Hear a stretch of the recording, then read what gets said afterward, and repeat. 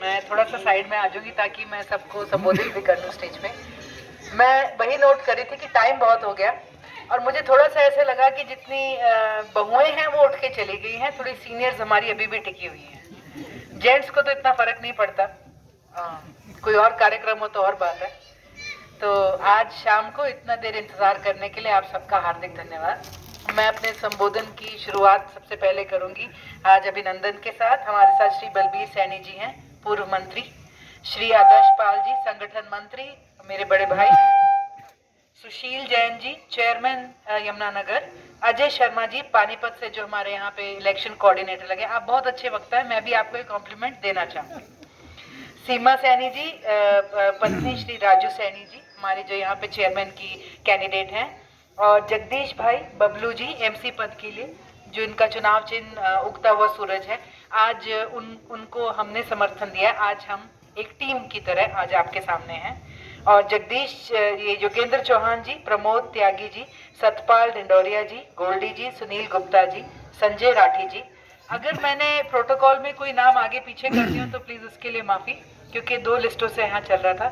दिलीप दड़वा जी है जिला संगठन मंत्री, अरुण जैन जी, चमन लाल जी, सुशील जी, करमवीर बुटर जी, राय सिंह जी, प्रदीप जी, कमल ग्रेवाल जी, संजय राठी जी, सुखविंदर गोल्डी जी, राजा राम जी, ऋषिपाल गुर्जर जी, इंद्रजीत सिंह जी एडवोकेट, श्रवण कुमार जी, गुलजार मलिक जी, और यहाँ पे आकाश जग्गा और सुशील जैन जी, और मैं साथ में कहूँगी एक युवा आपके यहाँ एक्टिविस्ट है गगनदीप जी। मैं उनको उनके स्कूलों के बारे में उन्होंने जो वीडियोस बनाए थे उस समय से जानती थी, तो मेरी नमस्ते भी हुई थी उनसे अंदर आते हुए। हम मुझसे पहले सभी लेक्चर हर बात पे दे चुके हैं, आम आदमी पार्टी क्या करती है। हम भी सुबह से ये लेक्चर दे रहे हैं अलग अलग जगह पे, और मैं ये दावे से कह सकती हूँ कि जितने भी आप सब बैठे हैं ये आपकी पहली पॉलिटिकल मीटिंग नहीं है। कई बार इंसान ये सोचता है कि जो सामने बैठे हैं वो क्या सोच रहे हैं, उनको क्या लग रहा है। वो सोच रहे होंगे एक पार्टी आई है, अपना बखान करेगी, अपनी बातें करेगी, कल आप कहीं और चले जाएंगे।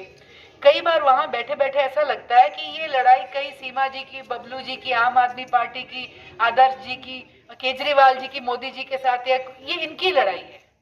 लेकिन असल में एक बार जब आप बटन दबा देते हैं ना, उसके बाद इस लड़ाई की असली कीमत आप चुकाते और कोई नहीं चुकाता। तो केजरीवाल जी ने क्या किया सब जानते हैं, बिल्कुल सही बात यहाँ पे बताई गई। अभी बलबीर सैनी जी ने बड़े विस्तार में बताई, उससे पहले भी बताया गया। एक खूबसूरत आंदोलनकारी शुरुआत कैसे थी, ये भी इसके बारे में भी चर्चा हुई। 2014 का चुनाव एक लैंडमार्क चुनाव माना जाता है। मोदी जी तूफान की तरह देश में आए। उनको लाने वाले 2 लोग थे, एक थी महिलाएं और दूसरे थे युवा। उन्होंने कहा कि महिलाएं राजनीति में इतनी जागरूक हो रही है कि हर चुनाव में महिलाओं की वोटिंग परसेंटेज बढ़ती जा रही है। अब की बार उत्तर प्रदेश के कई ऐसे हलके थे जहां औरतों ने ज्यादा वोट डाली, आदमियों से भी ज्यादा। और कोई औरतों की वोट में ऐसा नहीं होता कि जैसे मैं कहती हूँ कि भी मुझे सदन में 33% या 50% का हक चाहिए। वोट आपको 100% हक देती है। एक बार बटन दब गया तो वोट का ये हिसाब नहीं होता कि औरत की वोट है चलो आधी गिनी जाएगी। तो जब वोट आपको पूरा अधिकार दे रही है तो पूरी जिम्मेवारी भी फिर आपकी बन जाती है कि आप पूरी सोच समझ सके। जो 2014 के उसमें मोदी जी के बड़े बड़े वादे थे, 15 लाख अच्छे दिन, बुलेट ट्रेन, 2 करोड़ नौकरियां, बहुत सी बातें थी। हमने वो बातें खरीद ली और हमने मोदी जी को चुन लिया।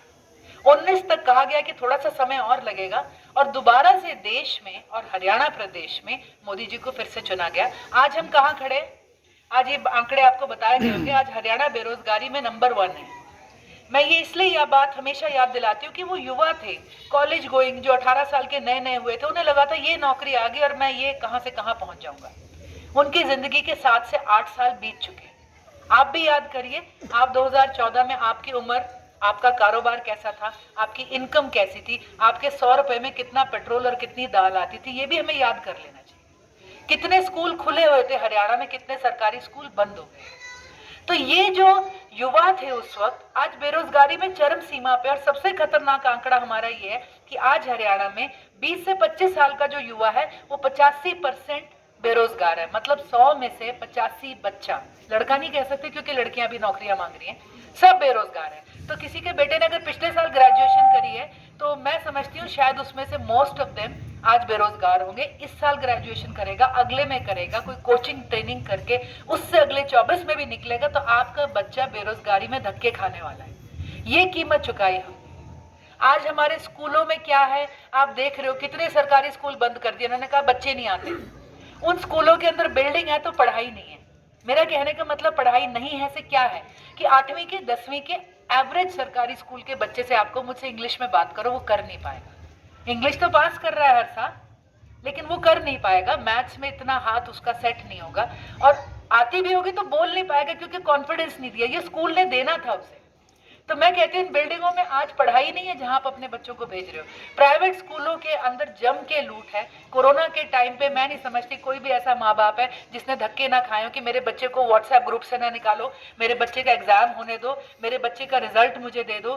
स्कूलों ने कोई चार्ज नहीं घटाया और हरियाणा सरकार ने एक बार खुल के नहीं कहा कि ये लूट बंद कर दो, माँ बाप मुश्किल में है, आप एनुअल चार्ज नहीं लोगे। गोलमोल लेटर डिस्ट्रिक्ट एजुकेशन ऑफिसर को दे दिए जिसमें स्कूल भी बच गए, माँ बाप भी धक्के खाते रहे, और आज तक ये लड़ाई हमारी चल रही है।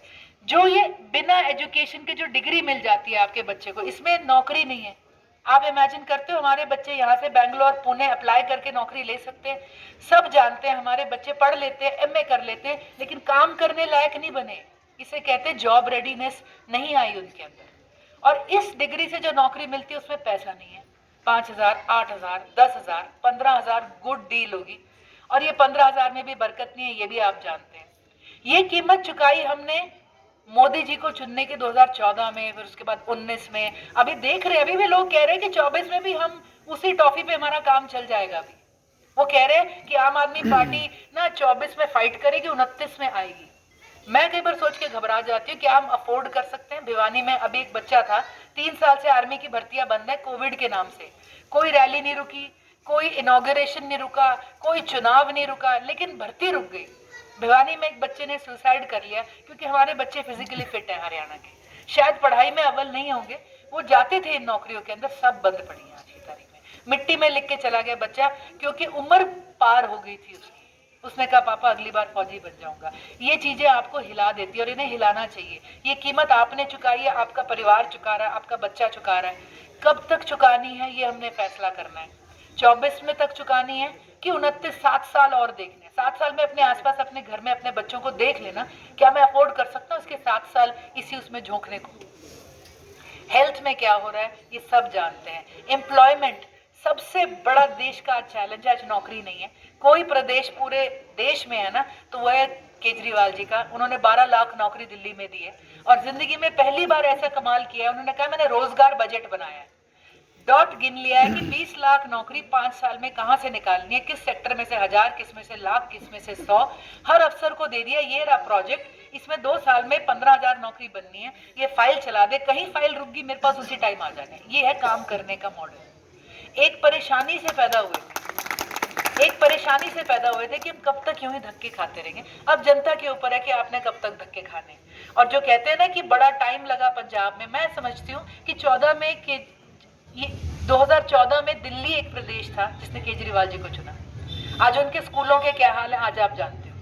नंबर 1 स्कूल, और उनका स्कूल में CBSE नहीं पढ़ रहा बच्चा, हरियाणा बोर्ड नहीं पढ़ रहा, वो पढ़ रहे हैं IB, इंटरनेशनल बैकलरेट का बोर्ड से पढ़ रहे हैं। जो बच्चा दिल्ली के सरकारी स्कूल में मुफ्त में पढ़ के जाएगा वो ब्रिटेन के या किसी स्कूल में अप्लाई कर ले, उसे टोफल नहीं देना पड़ेगा। भूटान ने बोला है कि जो दिल्ली का स्कूल का कोर्स है हम भी वही लागू करेंगे, हम भी वही पढ़ाएंगे। और उन स्कूलों में पढ़ाई है। आज दिल्ली के स्कूल के सरकारी स्कूल के बच्चे जैसा कि गिनाया गया IIT के ओपन एग्जाम क्रैक कर रहे हैं, मेडिकल के क्रैक कर रहे हैं। 3 लाख से ऊपर बच्चा प्राइवेट स्कूल छोड़ के आज धक्का मार रहा है कि मैं सरकारी स्कूल में घुस जाऊं। इलाज भी है। मैंने अपने इलाके से अंबाला से रेयर डिजीज 25 लाख जिसका इलाज होता है उन बच्चों को दिल्ली की तरफ रेफर करा और पता चला वहां पहुंच गए, कार्ड बन गए, इलाज हो गए, आज वहीं बस गए। यहाँ उनके लिए कोई होप नहीं थी। ये दिल्ली के लोगों के फैसले का जो बटन उन्होंने दबाया उसका उनको मिला। उन्होंने 14 में दबाया। मैं समझती हूँ जब पंजाब का पहला चुनाव आया तो उस टाइम दिल्ली में रिजल्ट्स नहीं आए थे। लोग मोदी जी के बुलेट ट्रेन का ही इंतजार हो रहा था। उस टाइम तो 15 लाख ही आने वाले थे, तो लोगों ने दिल्ली की तरफ ध्यान नहीं दिया। लेकिन इस चुनाव में उन्हें पता था कि दिल्ली में जो कहा किया, एक भी बात जुमला नहीं, कोई बात झूठ नहीं। एक ही स्टेट है जो उधार में नहीं है आज की तारीख में। हरियाणा 2014 में 60,000 करोड़ के उधार में था, आज 1,80,000 करोड़ के उधार में है। और हरियाणा नहीं है, यहाँ पर हम हैं। दिल्ली एक ही स्टेट है जो 7,000 करोड़ से ऊपर के मुनाफे में अपनी जेब में पैसा लेके घूम रहे हैं। केजरीवाल जी आओ हम प्रोग्राम करेंगे। 200 करोड़ का पुल बनाते, 150 करोड़ में 50 करोड़ से औरतों की टिकट माफ कर देते हैं। आज सारे कहेंगे मुफ्तखोरी मुफ्तखोरी, हम कहते हैं मुफ्तखोरी नहीं है, ये किफायत है। और मुफ्तखोरी क्या, सरकार अपनी जेब से थोड़ा पैसा लेके आती है, ये आपके टैक्स का पैसा है। आंटी कहेगी मैं तो टैक्स नहीं देती, आप माचिस की तिल्ली भी देते हो तो उस खरीद रहे हो तो उस पर टैक्स दे रहे हो, नमक की एक थैली खरीद रहे हो उस पर टैक्स दे रहे हो, लेकिन आपका मिलता कुछ नहीं था। केजरीवाल जी एक मात्र ऐसी टीम और सरकार और ऐसी नीति लेके आए हैं कि आपका पैसा आपको मिलेगा, आपके बच्चों को मिलेगा। तो ये होता है आपके फैसलों का जो खामियाजा या फायदा। अब मैं कहूं कि भी सीमा जी खड़ी है, क्या सीमा जी एजुकेशन फ्री कर देंगी? नहीं। क्या सीमा जी नौकरियां लगा देंगी? नहीं। छोटे छोटे काम करेंगे बिना भ्रष्टाचार के। सरकारी दफ्तर में जब काम लेके जाओगे, फॉर्म लेके जाओगे, घर की आईडी का कुछ काम होगा, गली की सफाई होगी, जो होगा जितना होगा पूरा करेंगे। जो पैसा आएगा आप पे लगाएंगे। सड़क का पैसा कोई खा नहीं रहा होगा। और ये कैसे होगा? केजरीवाल जी की नजर होगी। केजरीवाल जी अगर ये अकेली चेयरमैन भी चुनी गई ना, तो केजरीवाल जी इस बात का एहसान नहीं मनाएंगे कि एक चेयरमैन मैं बनाए रखूं। वो चेक करेंगे इनका काम, और अगर ठीक नहीं होगा तो वो हटा देंगे, चाहे जरूरी होगा। जैसे पंजाब में उन्होंने मिनिस्टर्स को करा है। केजरीवाल जी एक ही चीज कहते हैं, मेरी जवाबदेही सिर्फ जनता को है। हम भी आज सिर्फ उनकी बात करने के लिए आए, हम में से कोई केजरीवाल जी नहीं बन जाएगा। तो ये मैं कहती हूँ कि आज जो आप इस चुनाव में फैसला लोगे, ये नींव डालेगा 2024 की। और 24 तक कोई प्रॉब्लम नहीं आए, हम आपके पास 29 में फिर आ जाएंगे। वो तो आपने देखना है कि आप कहाँ होंगे, घर कहाँ होंगे, बिजनेस कहाँ होंगे। खेती मारने चले थे, दुकानदार मार दिया है, छोटा कारखाने वाला मार दिया है, छोटा बिजनेसमैन मार दिया है, सरकारी नौकरियां खत्म कर दी। एक रास्ता है, बड़े बड़े कारखानों में कॉर्पोरेट्स के जाके लेबर लग जाओ। और लेबर लॉ क्या कर दिए, 8 घंटा नहीं 12 घंटा काम करवाएंगे। जानवर से भी बदतर हाल इंसान का होगा। कोई आदमी सुबह से लेकर रात के 7 बजे तक फैक्ट्री में काम करने का रूल ये ले आए, कैसे बचेगा? घर में कोई बीमार भी होगा, बच्चे को भी टाइम देना होगा, किसी को पढ़ाना भी होगा। तो ये है ये लोग। और हम समझते हैं इस चुनाव में आज आप झंडे की तरफ जो समर्थन देंगे, एक नींव डलेगी। और 24 में हम हरियाणा का भी कायाकल्प बदलाव जो है शुरू कर देंगे। तो आज यहाँ पर सभी आए, मैं आई एम सॉरी समय मैं थोड़ा सा ज्यादा ले लिया। और मैं ये कहूंगी, हमारे बबलू भाई का है, बबलू भाई और सीमा जी आ जाओ, दोनों आ जाओ। ये एक टीम है जो आपके साथ आगे हमेशा काम करेगी। और आपने ये याद रखना है कि जब सुबह सूरज चढ़ता है तो झाड़ू उठ जाता है, औरतों के हाथ में ही झाड़ू होता है। तो आपने झाड़ू, अच्छा हाँ सर, आज हस्बैंड है ना उनके। तो बस ये सूरज चढ़ेगा और झाड़ू चलेगा, 2 काम आपने अपने वार्ड में करने हैं। और महिलाएं ही झाड़ू सबसे बढ़िया चलाती हैं। और एक भाई हमारे कह रहे थे कि वो अपनी धर्म पत्नी की सारी बात मानते हैं। चलो वो तो बड़े हिम्मती थे, ओपनली बोल गए, वैसे सबका हाल यही है। और मैं एक कहानी इसमें छोटी सी सुना के खत्म कर दूंगी। एक बड़ी प्यारी फिल्म है दूसरे देश की, ग्रीक की। और वहाँ का माहौल भी हमारे जैसा है कि भी पापा बड़े स्ट्रिक्ट है, मम्मी दोस्त है, बेटी को डर लगता है, तो बेटी का कुछ करने का मन होता है तो अपनी माँ कहती तू उदास क्यों है, कहती मुझे ये करना है, कहती तो कर ले, कहती पापा गुस्सा हो जाएगा, तो कहती छोड़ ना पापा को, कहती है मैं कर, तो कहती ना ना ना, कहती पापा तो हेड है, कहती पापा हेड होगा मैं नेक हूँ, कहती जहां मर्जी घुमा दूंगी, हेड को तू आगे चल। तो हम आशा करते हैं इस चुनाव में भी अपना दायित्व और जिम्मेवारी समझते हुए चकाचौंध से हटके आप महिलाएं, हमारे युवा, हमारे बड़े बुजुर्ग, आम आदमी पार्टी के सभी संगठन के साथी कार्यकर्ता, हमारे उम्मीदवार, हम सब मिलकर एक बदलाव शुरू करेंगे। और यहाँ ना खत्म हो, फोन पे सहेलियों से, दोस्तों से, सबसे आपने बात करनी है, सोशल मीडिया पे। और आने वाले समय पे यहाँ पे जो दिल्ली में हमने फैसिलिटीज देखी हैं, यहाँ पे भी हम अपने बच्चों को दिलवाएंगे। तो बहुत बहुत आप सबका धन्यवाद।